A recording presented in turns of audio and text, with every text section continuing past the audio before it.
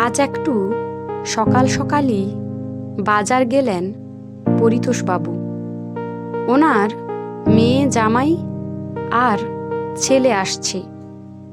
মেয়ের ইলিশ, জামাই আর ছেলের মাটন, আর দাদু ভাইয়ের চিকেন। তাছাড়া বকফুল, লাউ, আরও কী সব যেন লিস্ট করে দিয়েছেন গিন্নি। সব কিনে নিয়ে যখন বাড়ি ঢুকলেন তখন ঘড়ির কাঁটা 9টা ছুঁই ছুঁই। কই গো, একটু চা দেবে নাকি? আমার মরার সময় নেই। মায়া, দাদুকে চাটা দিয়ে আয় তো।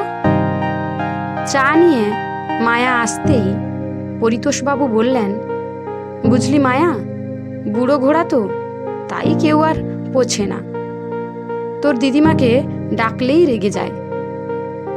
না গো দাদু, আসলে মাসি মামা আসবে তো, তাই দিদা খুব ব্যস্ত। এরই মধ্যে বাড়ির সামনে একটা ওলা দাঁড়ালো। পরিতোষবাবুর মেয়ে জামাই থাকেন দিল্লিতে। দুজনেই এইমসের ডাক্তার।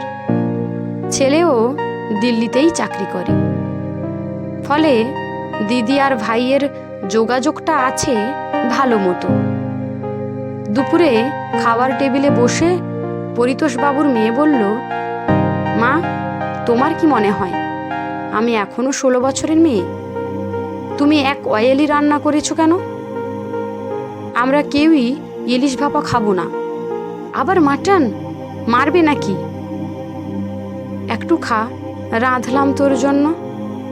ওহো মা, আমি আর তোমার জামাই এইসব খাই না, তোমার নাতি খেতে পারি। ছেলেরও দেখলেন একই মত। কেউই অয়েলি খেতে রাজি না। বাধ্য হয়ে তুলে রাখলেন ফ্রিজে।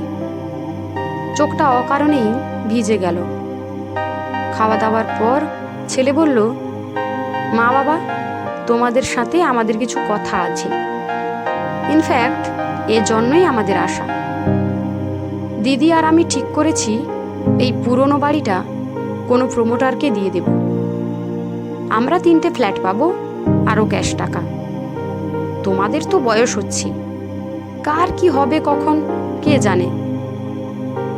কতকটা এরকমই আন্দাজ করেছিলেন পরিতোষবাবু।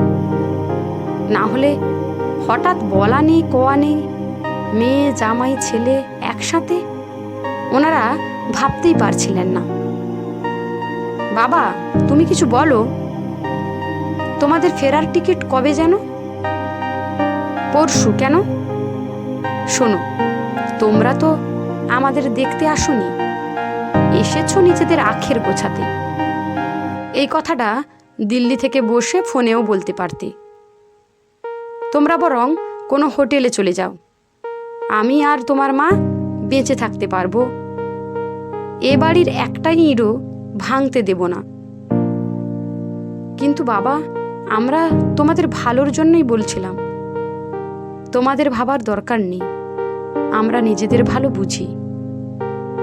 আমি তোমাদের জন্য ক্যাব ডেকে দিচ্ছি, বেরিয়ে পড়ো। শোয়ার ঘরে বিছানায় ফুলে ফুলে কাঁদছিলেন পরিতোষবাবুর স্ত্রী। পরিতোষবাবু ঘরে ঢুকে পিঠে হাত রাখলেন। তারপর পকেট থেকে একটা লেবু লজেন্স বার করে ওনার মুখে ঢুকিয়ে দিলেন আর জড়িয়ে ধরলেন স্ত্রীকে। Happy chocolate day, happy hug day and happy Valentine day. আমি ওদের ফিরিয়ে দিলাম মিনু।